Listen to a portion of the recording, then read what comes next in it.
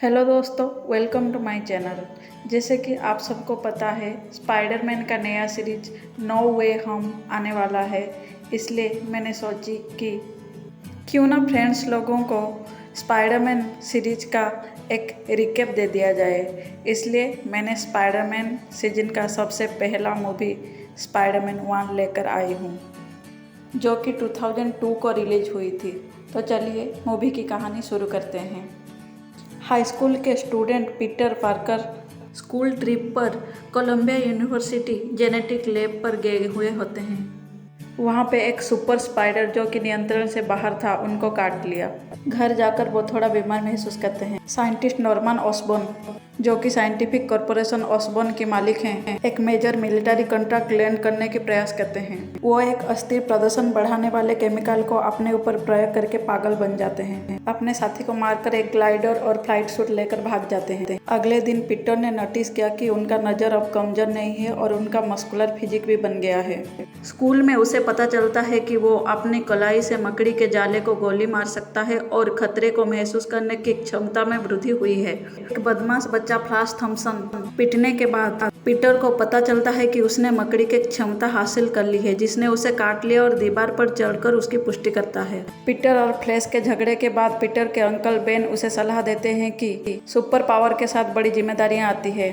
इसकी अवहेला करते हुए पीटर कार खरीदने और अपनी गर्लफ्रेंड मैरी जेन वाटसन को इम्प्रेस करने के लिए एक कुश्ती कंपटीशन में भाग लेता है और जीत जाता है, लेकिन प्रोमोटर उसको धोखा दे देता है। थोड़ी देर बाद एक चोर प्रोमोटर के ऑफिस को लूट लेता है। ये देखकर पीटर खुश होता है और चोर को जाने देता है। थोड़ी देर बाद पीटर के अंकल बेन को एक कार देकर मार देता है, जो कि वही चोर था।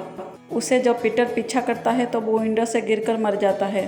अगले दिन पागल नॉर्मन खेल ही खेल में अस्कप के मिलिट्री आर्मर और इक्विपमेंट को नष्ट कर दिया।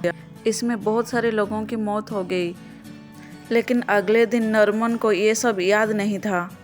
इधर पीटर शहर में अपराध से लड़ने के लिए अपनी सुपर पावर का यूज करता है और मास्क्ड सुपर हीरो स्पाइडरमैन के नाम से फेमस हो जाता है। एक न्यूज़पेपर के एडिटर जन्हा जेमसन पीटर को फ्रीलांस फोटोग्राफर के रूप में नियुक्त करता है। वो उसे स्पाइडरमैन का फोटो लेने के लिए कहता है, जिसे कि वो स्पाइडरमैन को बदनाम कर सके, क्योंकि वो सोचता है स्पाइडरमैन खतरा है। इसी बीच पीटर अपने दोस्त नॉर्मन के बेटे हैरी के साथ एक फ्लैट में शिफ्ट होता है। नॉर्मन को पता चलता है कि अस्कप का बोर्ड उसे बाहर करने को और कंपनी को बेचने की प्लान किया है।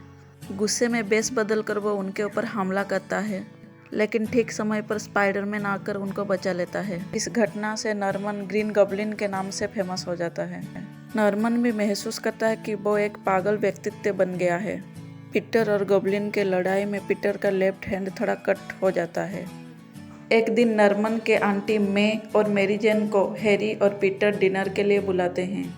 इस डिनर के दौरान नॉर्मन पीटर के हाथ के इंजरी को देख लेता है और वो जान जाता है कि पीटर ही स्पाइडरमैन है। नॉर्मन अपनी आंटी को हमला करके हॉस्पिटल पहुंचा देता है। एक दिन मैरी जेन पीटर से कहती है कि वो स्पाइडरमैन से प्यार करती है।